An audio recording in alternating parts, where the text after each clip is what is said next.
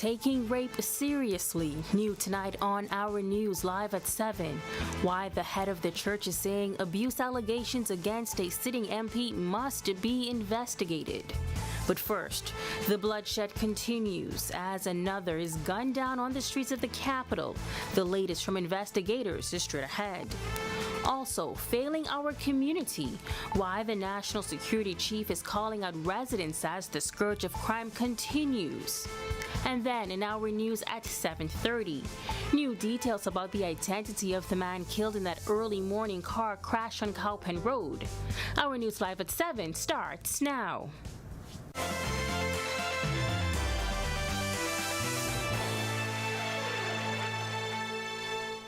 This is Our News live at 7. Thank you so much for tuning in tonight. I'm Megan Shepard. We begin with breaking news out of Grand Bahama tonight as North Abaco MP Kirk Cornish is now in police custody. Authorities telling Our News late this afternoon the 48-year-old Cooperstown Abaco resident turned himself into police on that island around 5:25 this afternoon. This comes weeks after some shocking abuse allegations against a sitting member of Parliament surfaced, with one victim's family detailing in an Our News exclusive how and when the alleged abuse took place. Our News previously tried to put questions about the allegations to other members of Parliament. However, they remained mum on the issue. Just last week, Deputy Prime Minister Chester Cooper, who was acting as Prime Minister at the time, said the matter would be investigated. Prime Minister Philip Davis since telling MPs to remain silent amid an ongoing investigation. Now, what we know about today's breaking developments is that Cornish was accompanied by his lawyer when he turned himself in. We are following this and will have more on this coming up in Our News at 7:30 with the latest. Earlier this week, Police Commissioner Clayton Fernandez confirmed that a sitting member of Parliament would be questioned about rape allegations. The accusations came to light earlier this month, with the alleged victim and her family speaking to the rape allegations and threats against the family. The latest to add their voice to the discussion, Bahamas Christian Council President Bishop Delton Fernandez. Here's what he told us earlier today. The church is the people. I'm just the voice of the council. This is the first time you've asked me that question.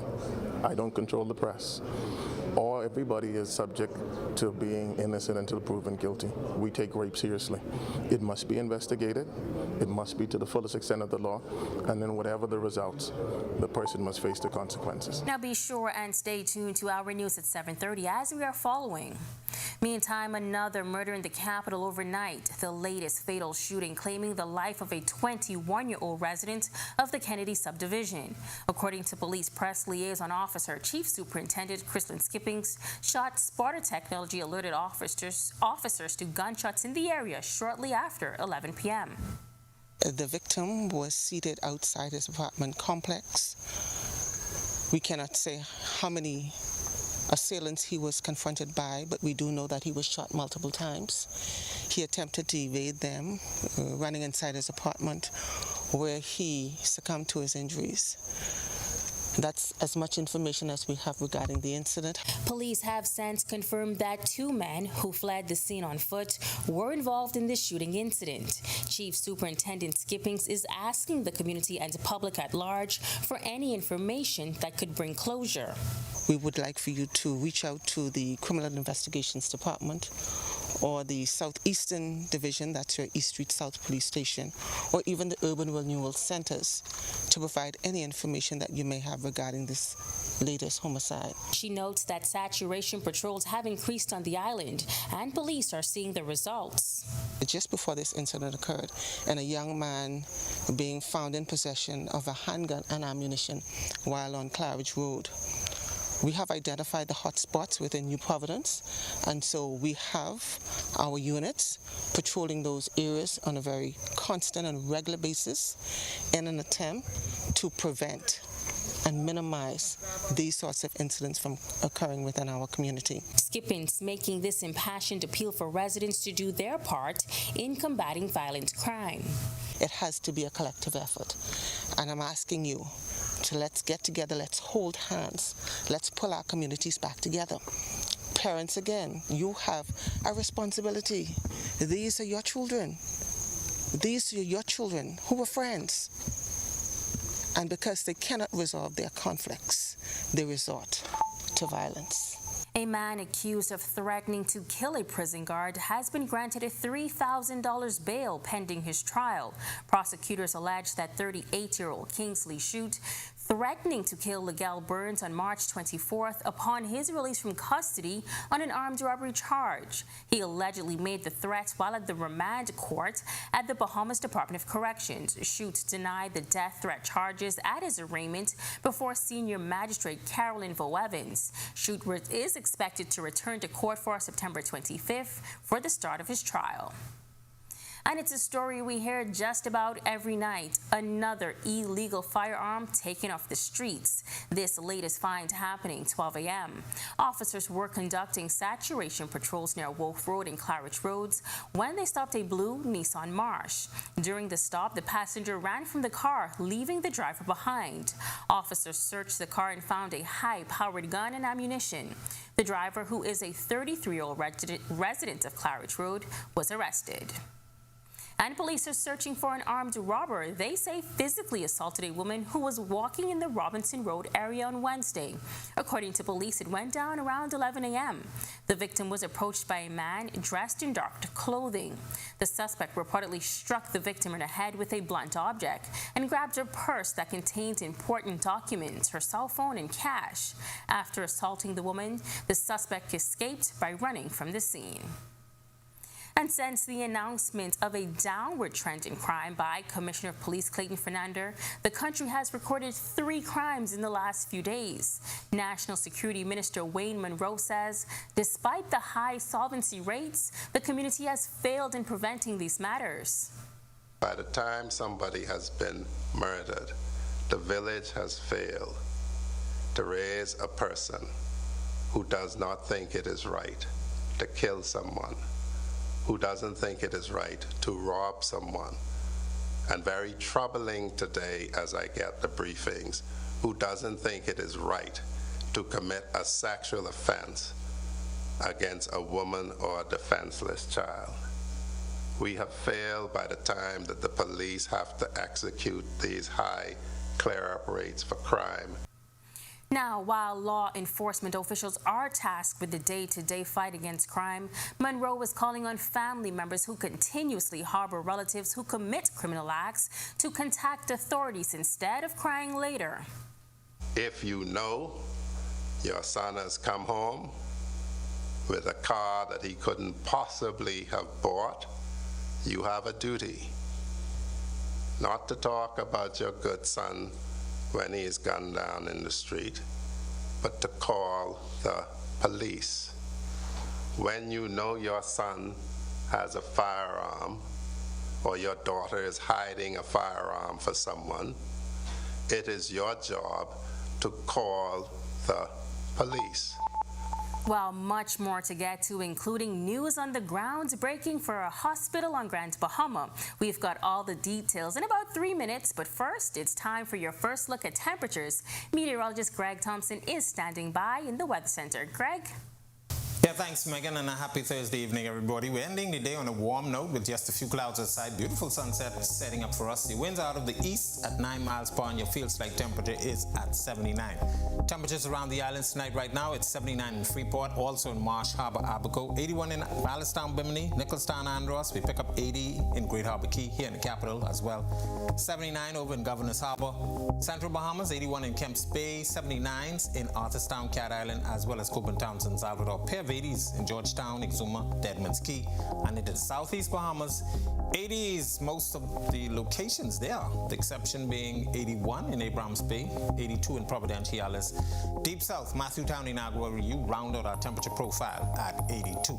Satellite view, we have beautiful conditions across us. A weak ridge of high pressure is in charge. That cleared out most of the moisture. We have a weak surface trough just to the east of the islands, but that is not going to pose any problems. But we're watching a broad area of low pressure and some showers and thunderstorms expected to get here by the weekend. That should usher in some showers, maybe even a couple isolated thunderstorms across the northwest and central Bahamas by that time frame. That's a look at our weather. Stick with us. A look at your extended forecast is still to come. Still to come on our news, the controversial issue of corporal punishment is once again in the spotlight as lawmakers and educators are calling for discussions. But first, Grand Bahamians get ready for a new era of healthcare as the groundbreaking for a new and highly anticipated hospital is just weeks away. And still on Grand Bahama, this week's Sustainability First report delves into Grand Bahama forests. Marlena Leonard tells us that hope is on the horizon when our news returns.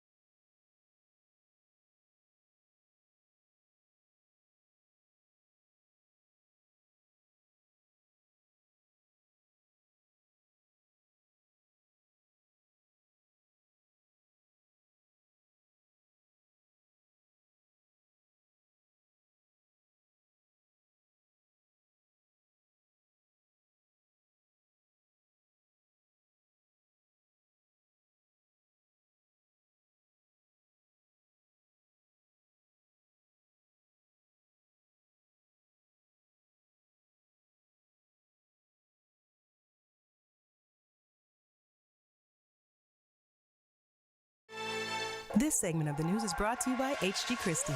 List your home in Grand Bahama with H.G. Christie. Visit our new office in the Port Lacaya Marketplace. H.G. Christie, celebrating over 100 years of service. Grand Bahama residents will soon see a new state-of-the-art hospital. That's according to Health Minister Dr. Michael Darville, who says government will break ground for the facility next month. After what happened with Hurricane Dorian and the flooding at the Rand Memorial Hospital, a decision was made by this administration to go to a new greenfield site to construct this new facility. I'm pleased to report to the media that, God willing, on the 16th of May, we will be doing the groundbreaking for phase 1 of that facility. Dr. Darville says the facility will be built in 2 phases. Phase 1 will give us the urgent care facility that we need to subsidize what is going at the Rand Memorial Hospital, while phase 2 is the building of our multi-story tower that will encompass many of the other needed services in Grand Bahama. And when that is completed, the Rand Memorial Hospital will be downgraded to a secondary facility where we will provide strictly psychiatric and geriatric care, and we will utilize those theaters as same-day surgery. The ways in which our children are reprimanded in school now being discussed in light of an incident on a family island. Our Joshua Williams explains. The biblical proverb, spare the rod, spoil the child, has been a staple in the Bahamian community for years. And with local schools facing the challenge of misbehaved students daily, Education Minister Glenys Hannah Martin says the time has come to discuss and revise how corporal punishment is carried out in our schools. Generally, the way in which we are evolving and seeing how we address and deal with young people, particularly coming out of the pandemic and the issues they faced, I think that it does require a broader discussion now on the issue of corporal punishment, whether it is now appropriate to discipline or deal with young people in that way, or whether there are alternative measures. While some schools may have their own rules and procedures, Hannah Martin says there are documented protocols on how students should be reprimanded. So the current policy allows for corporal punishment, but in limited circumstances and by only a select individual or two on the school campus. The education minister says there's no easy fix to the matter, as every situation is different. So I think we have to be really mature in our understanding, innovative in our approaches, and have a level of empathy, because, you know, a lot of our young children come from some very difficult situations. In March, a police officer was accused of allegedly beating students at the Bimini Primary School. My understanding is that there has been counseling support and the principal is still on leave. The status of the investigation I'm not aware of at this time, but certainly it was an incident that caused us concern and moved us to move immediately to address the status quo at that school. Reporting for Our News, I'm Joshua Williams. When Our News comes back from the break, we turn our spotlight to stories making headlines across the world as the Pope makes an historic move that will allow women to vote at an upcoming bishops' meeting. Plus, details of the stolen 2020 election scandal over in Guyana, what a Commission of Inquiry report has found. And later, after the devastation caused by Hurricane Dorian, the fate of the forests in eastern Grand Bahama remained uncertain. But now there seems to be a glimmer of hope. We have the details in our Sustainability First report when Our News returns. In your time of need, allow our family to serve yours. Serenity Funeral Home and Crematorium, committed to providing more than just a funeral or cremation service, but a healing experience for your family.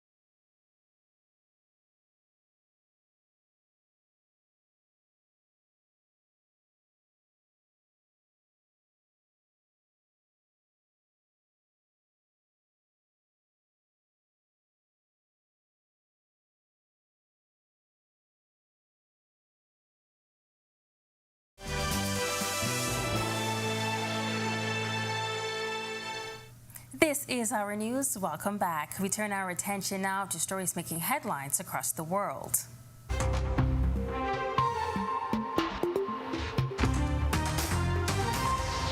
Pope Francis has decided to give women the right to vote at an upcoming meeting of bishops in early October. He has previously stated the historic reform reflects his hopes to give women greater decision-making responsibilities and lay people more say in the life of the Catholic Church. Under the new changes, 5 religious sisters will join 5 priests as voting representatives for religious orders. Florida Governor Ron DeSantis is being sued over efforts to control Disney World. Legislators, at the urging of DeSantis, have targeted Disney with a variety of hostile measures, including ending Disney's long-held ability to self-govern its 25,000-acre resort as if it were a county. Last week, DeSantis announced plans to subject Disney to new ride inspection regulations. On Wednesday, Disney filed a First Amendment lawsuit against DeSantis and a 5-member board that oversees government services at Disney World in a federal court, claiming a targeted campaign of government retaliation. And Jerry Springer, the one-time mayor and news anchor, whose namesake TV show featured a 3-ring circus of dysfunctional families, including brawls and obscenities, died Thursday. He was 79. At its peak, the Jerry Springer Show was a ratings powerhouse. The daytime talk show had a 27-year run before ending in 2018. In a statement, family spokesperson Gene Galvin said Jerry's ability to connect with people was at the heart of his success. The statement said Springer died peacefully at home in suburban Chicago after a brief illness. Police on Wednesday pledged to crack down on unrelenting gang violence that has paralyzed areas of Haiti's capital and pleaded with Haitians to end a string of grisly vigilante killings. The appeal came after an angry crowd on Monday killed at least 13 suspected gang members who police had arrested, with video and pictures shared on social media suggesting an even greater number since then have died. A spokesman for Haiti's National Police noting that police are mobilized and anti-gang operations will continue. A commission of inquiry into Guyana's disputed 2020 regional and general election has found 3 former senior officials of the Guyana Elections Commission attempted to derail and corrupt the process of certifying the votes. Chairman of the inquiry, retired Justice of Appeal Stanley John, handed over the report to President Dr. Mohamed Ifran Ali yesterday. The COI report said the vote rigging took place in Region 4, which is Guyana's most populous district. 4 officials are currently before court facing fraud charges and have been placed on bail. Hurricane Dorian devastated more than lives in Grand Bahama. It also had a huge impact on the environment. In this week's Sustainability First report, the acting director of the Forestry Unit gives an update on the regrowth of forests in eastern Grand Bahama. Our Marlena Leonard shares the details. Bahamas First, putting sustainability first for our people and our environment.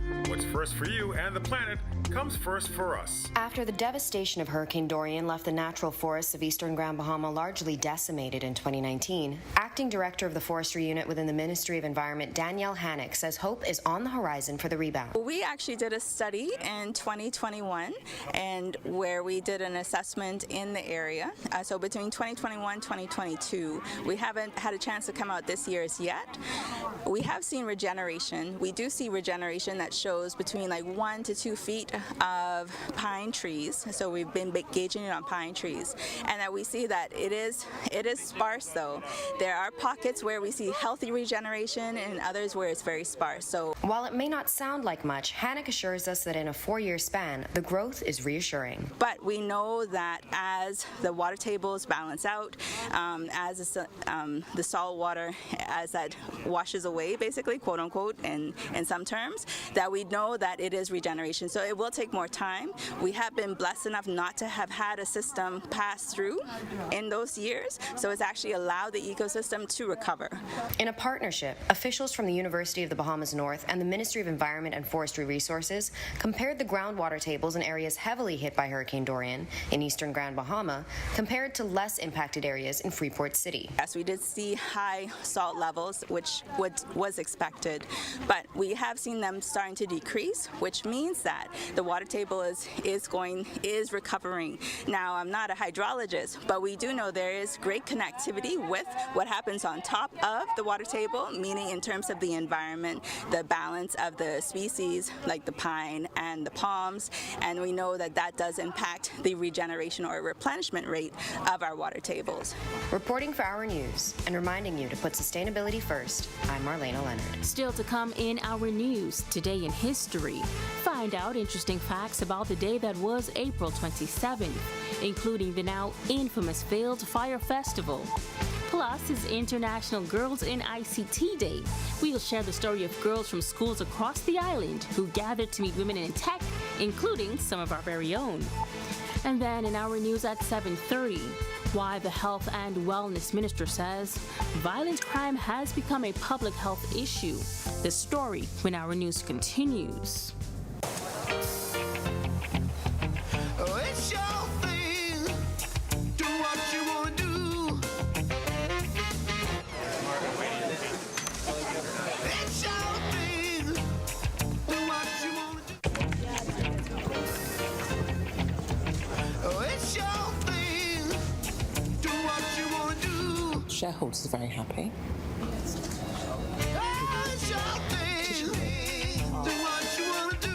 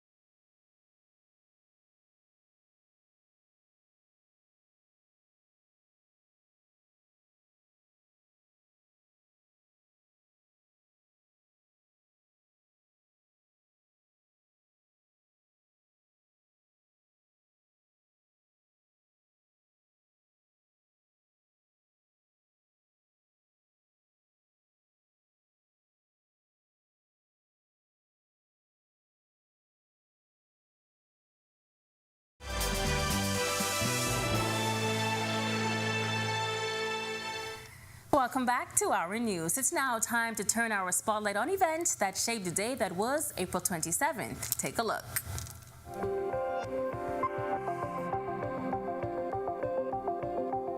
On this day in Bahamian history, in 1817, the United States vessel Miriam wrecked off the coast of Great Anagua. The Historical Society notes the ship was traveling from Baltimore, Maryland to Jamaica when she ran aground.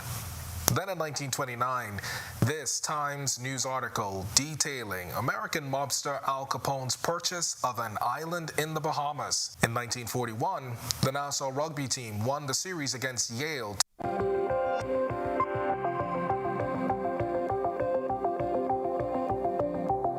This day in Bahamian history, in 1925, the government high school opened. The Historical Society notes it was originally located on Nassau Court before moving to Ponciana Drive. The Ponciana Drive School would later become the College of the Bahamas and then University of the Bahamas in 2016. Then fast forward to 2012, Kersner International Limited announced it sold a 50% stake in Atlantis, Paradise Islands, Bahamas, to Brookfield Asset Management. In 2017, the FIFA Beach Soccer World Cup opened in Nassau.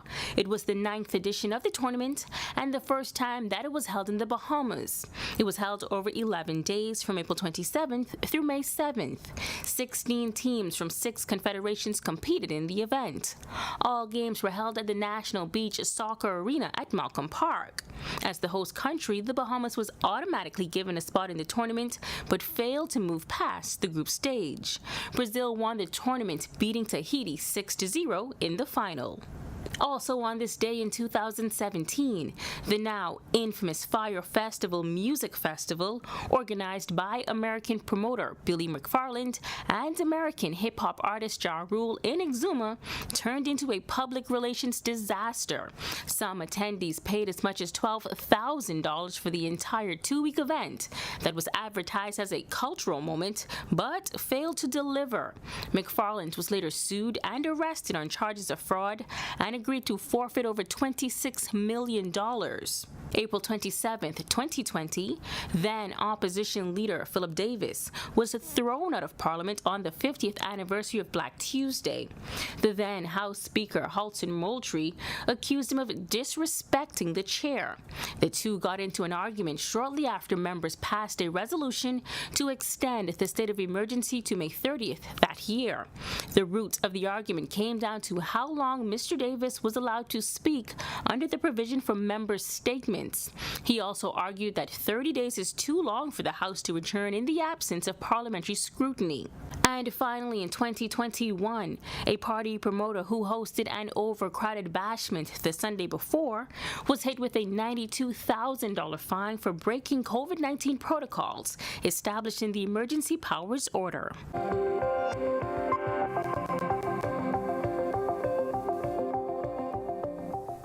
Well, the annual Girls in ICT Day event was held at Atlantis Resort's Club Crush area today, and girls from schools across the island gathered to meet women in tech and vendors with opportunities.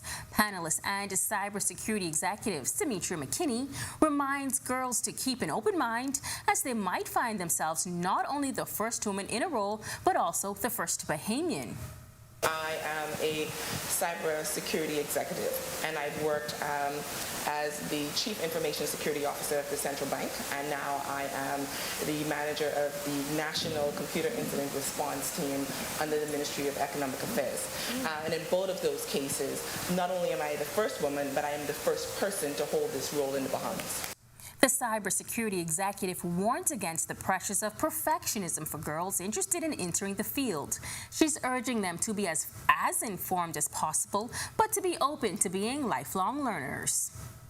I want to encourage girls to make sure that you stack up on your knowledge. You know your stuff. Go in ready all the time.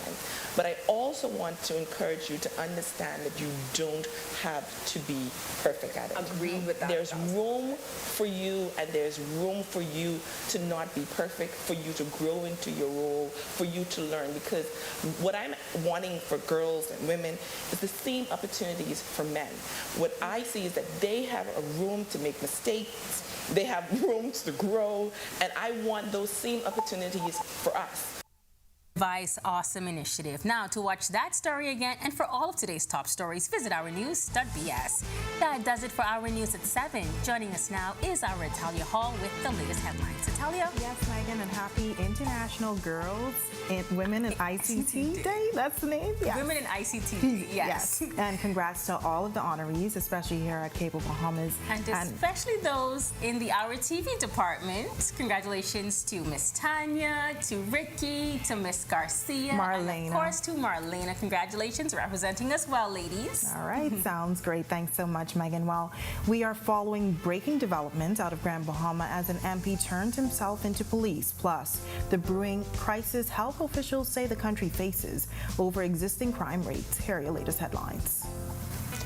A brewing crisis. First tonight on Our News Live at 7:30. With an uptick in violent crimes here in the capital, how is it impacting the healthcare system? We have the answer from health officials straight ahead on Our News. An executive at the Public Hospitals Authority weighing in on the increase of violent crimes in the country. And with violent crimes increasing, the head of the church is responding to public criticisms of the church's involvement in the fight against crime, also exceeding expectations. This is two major hotels in the capital are seeing record numbers for the first quarter of 2023. And later, listening up.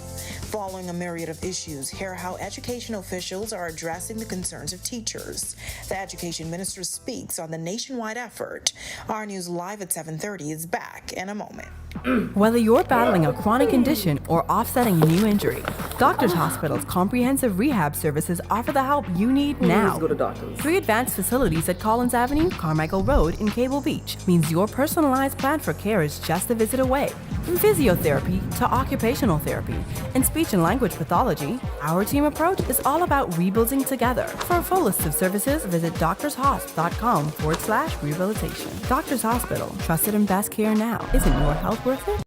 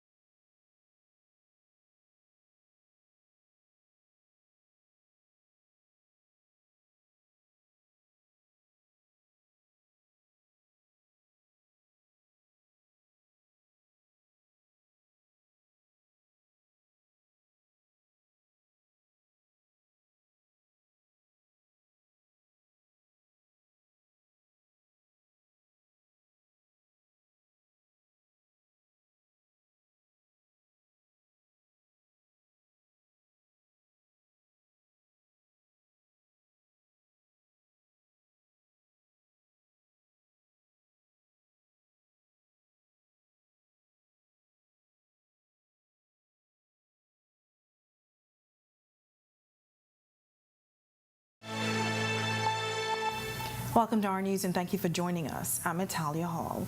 Topping news tonight, we are following breaking news out of Grand Bahama tonight as North Abaco MP Kirk Cornish is now in police custody. Authorities tell us that the 48-year-old resident of Cooperstown, Abaco turned himself to police on that island just hours ago.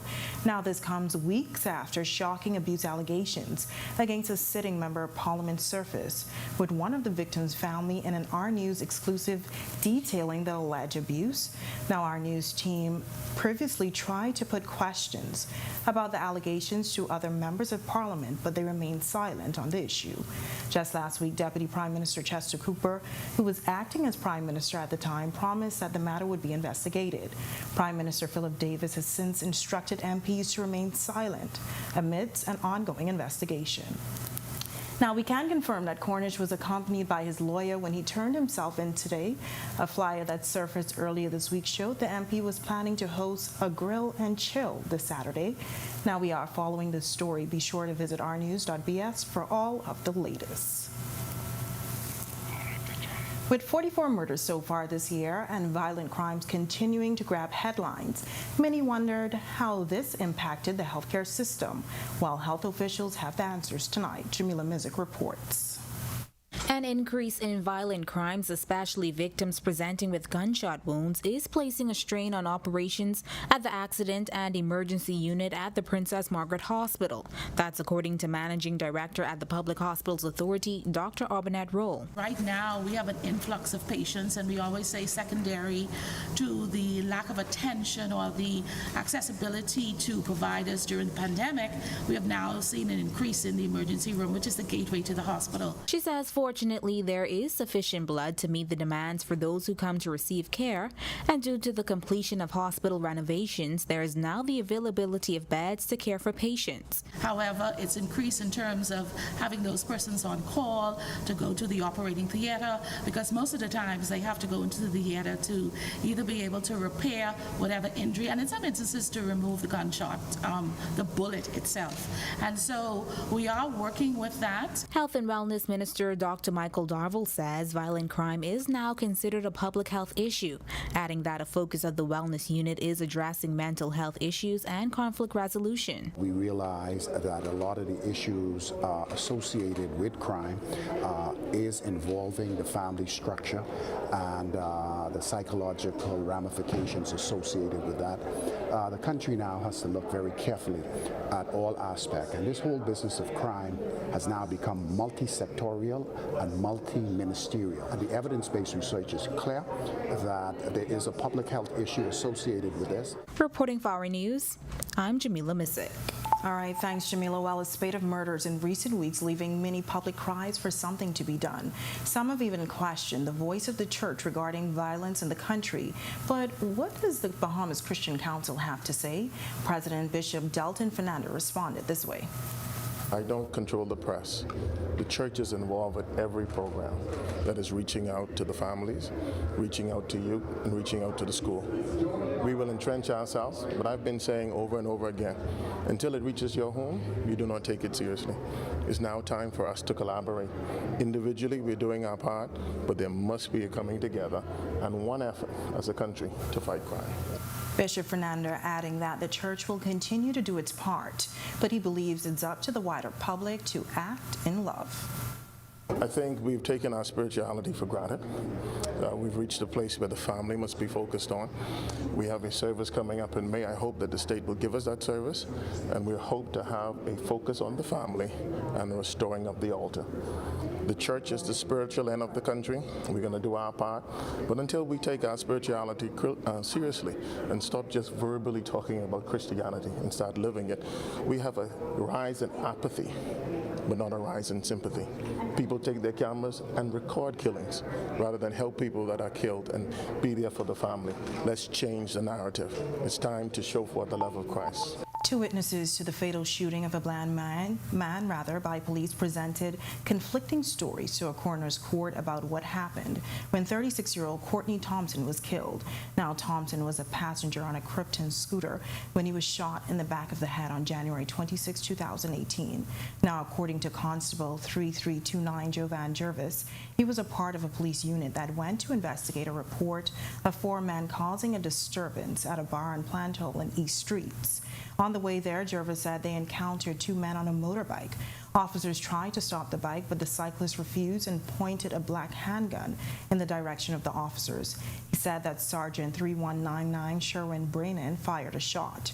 Jervis said the cyclist sped off and the unit gave chase, but they abandoned it and called for an ambulance when they saw the passenger fall from the back of the bike. On the other hand, Lawrence Thompson testified that neither the cyclist, whom he identified as his nephew Alvardo Thompson, and his brother pointed a gun at the officers. Additionally, he said that his nephew kept his hands on the bike's handles at all times. Now the inquest resumes before acting coroner Cara Turnquest DeVoe on May 4th. While police in the capital are seeking the public's assistance in locating suspects they say opened fire on a Bain town home, police say it went down around 10 p.m. on Tuesday. Officers were alerted to the gunfire on Hutchison Street by Shot Spotter Technology. Officers from the Mobile Division responded to the location, where they spoke with a 28-year-old woman who said an unknown person opened fire in the area of her residence. Now, after hearing the gunfire, she checked if a parked red 2009 Toyota Port and discovered gunshot damage to the front and rear passenger windows. Now, police believe the suspect left the area on foot in an unknown direction. No one was injured as a result of this incident, but anyone with any information, you're asked to contact police at 911, 918, or Crime Stoppers at 328-TIPS. The victim of an early morning traffic fatality on Cowpen Road has been identified by police as 42-year-old Nestle Prophet. The Bacardi Road resident was the driver of a blue Suzuki Swift traveling west on Cowpen Road when he lost control of the vehicle on Wednesday morning. He collided with a parked tow truck and died from his injuries on the scene. Sunny skies around the islands today, and some of those warm temperatures are expected to stay throughout the weekend. Meteorologist Greg Thompson is in the Weather Center with a first check on weather. Greg? Yeah, thanks, Natalia, and welcome everybody for a quick check on conditions outside our studios and around the islands. 80 degrees outside our studios with just a few clouds. Your winds are out of the east at 9 miles per hour, and your field strike temperature is at 79. Satellite view, quiet across our area. High pressure is in charge. Drier air mass in place. Most of the moisture is out to the east. There's also some moisture that's in the Gulf of Mexico approaching us. That's a frontal system and a low pressure system that is expected to get here by the weekend. That's your quick check on weather conditions. Stick with us. A look at your extended forecast is still to come. Yeah, thanks, Natalia, and Still to come on our news, we'll tell you how 2 major hotel properties are bringing in big numbers for the first quarter of the year. But first, how educational officials plan on addressing the concerns of teachers nationwide. That's all coming up when our news returns.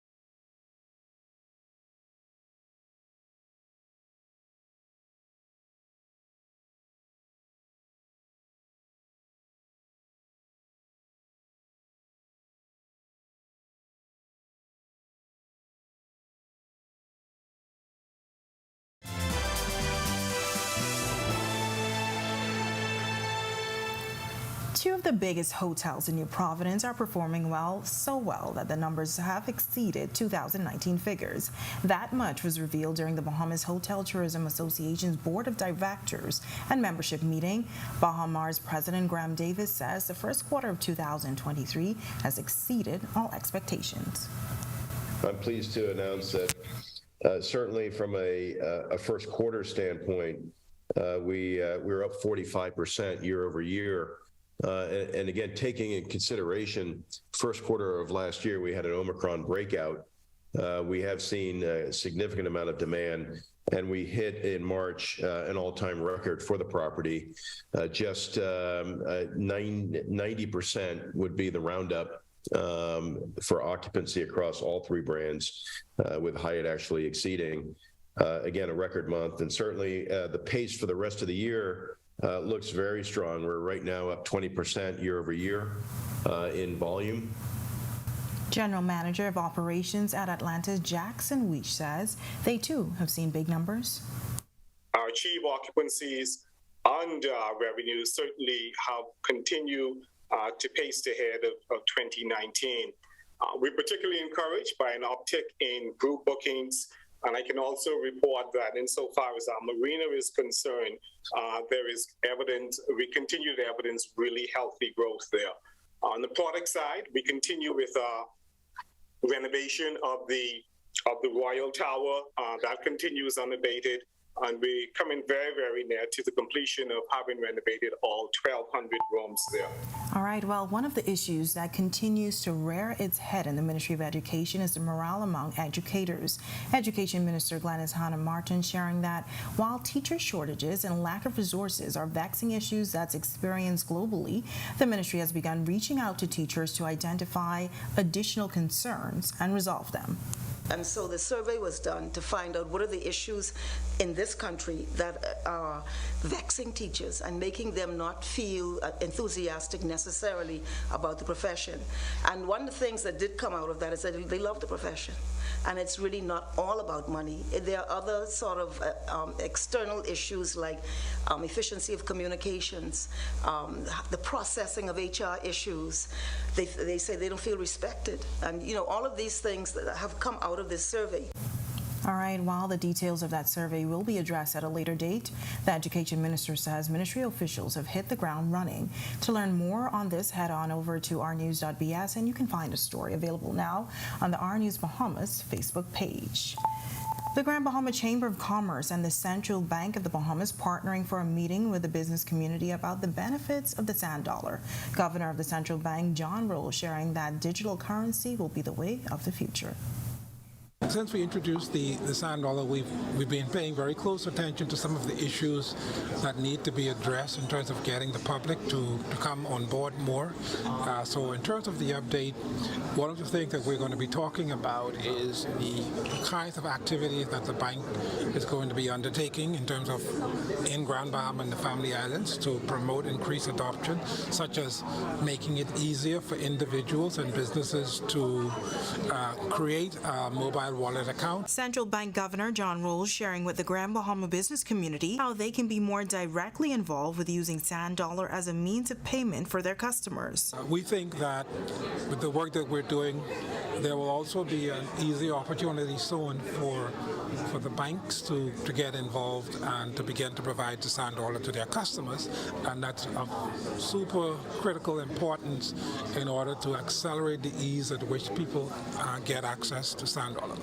And as for the future of digital currency, he says everyone should have access, and adds that there could be more use of the sand dollar today. We've deliberately allowed the financial institution to be on the front end of that, and so one has to be considered as well as to how they position themselves to take on that role, and we see that gradually happening a lot more. So to the extent that our resourcing and focus picks up, we expect that we'll be able to reach much more of the public. It's now time for tonight's Financial Market Minute, brought to you by RF, your local investment bank.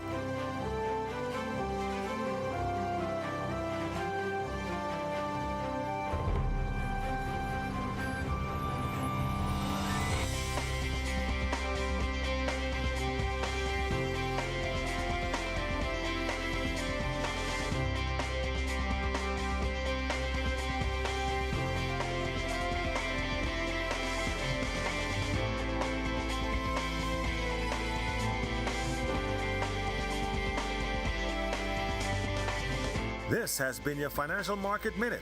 To explore the best performing mutual funds in the Bahamas, visit our website at www.rfgroup.com. When our news comes back from break, sunny skies on this Thursday as the weekend approaches, and those conditions are expected to continue for the weekend. Greg is back with your extended weather forecast right after this break. Tonight in sports, Klay Thompson and the Golden State Warriors take a lead in their playoff series. We see what Jazz Chisholm got up to last night in Atlanta, and we look back on the life and legacy of Ray Minus Jr. Stay with us for Our Sports.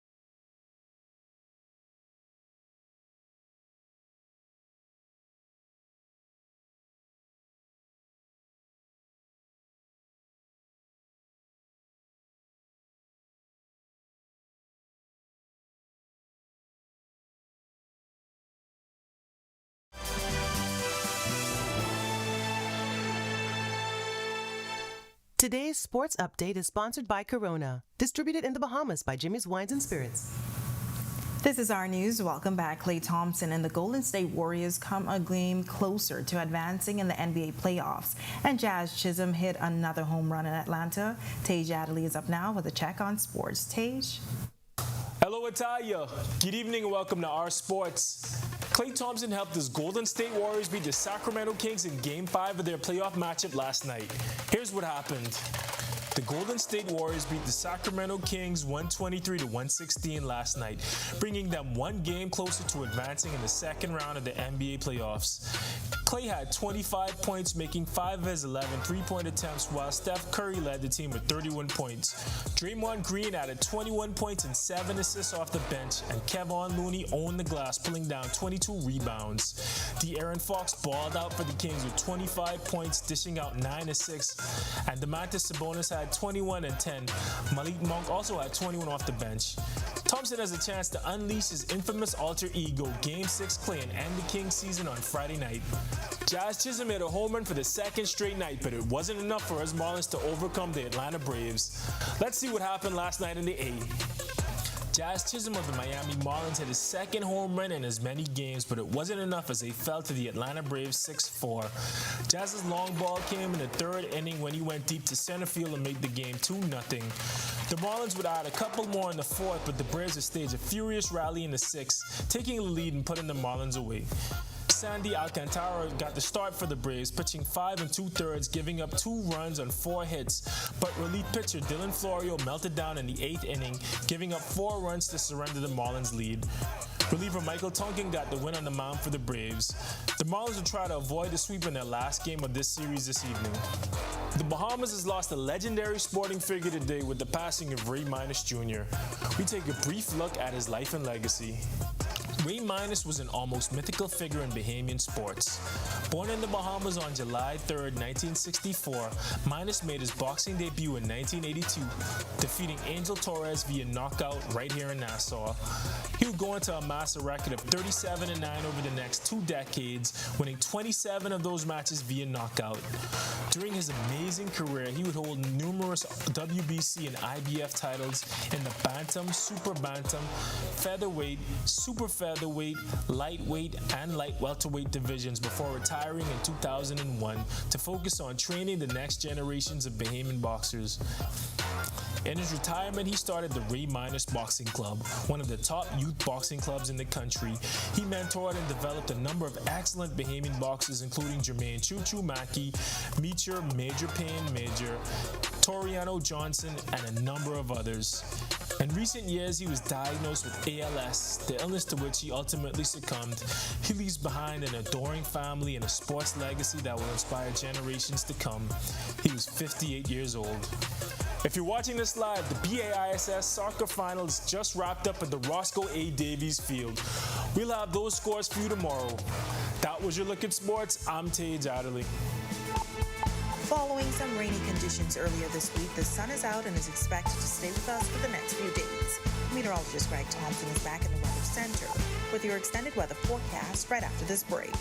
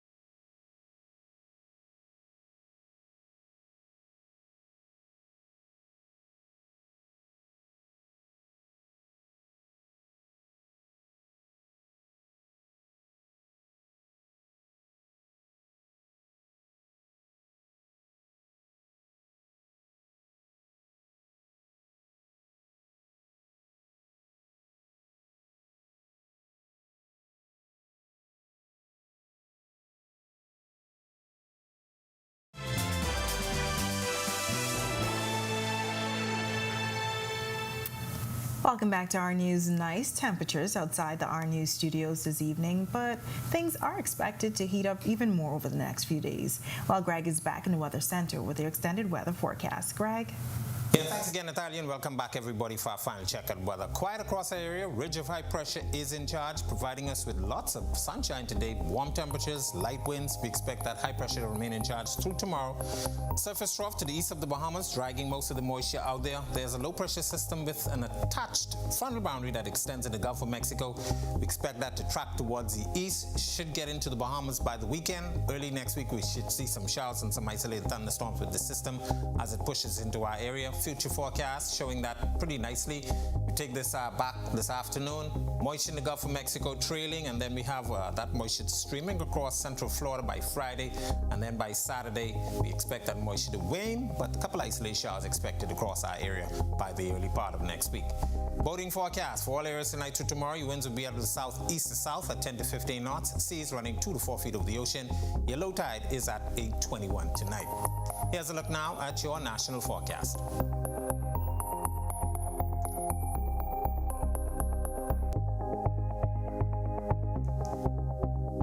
In your extended forecast, beautiful conditions tomorrow, more clouds on Saturday, then we have some showers in the forecast for Sunday and Monday as that frontal boundary pushes through our area, and then much improved conditions by next week, and those temperatures are starting to get up near the 90-degree mark.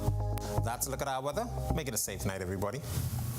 All right, thanks so much, Greg. And with that, we thank you for joining us for Our News tonight. On behalf of the entire team, I'm Natalia Hall. We'll see you tomorrow night. Have a great evening.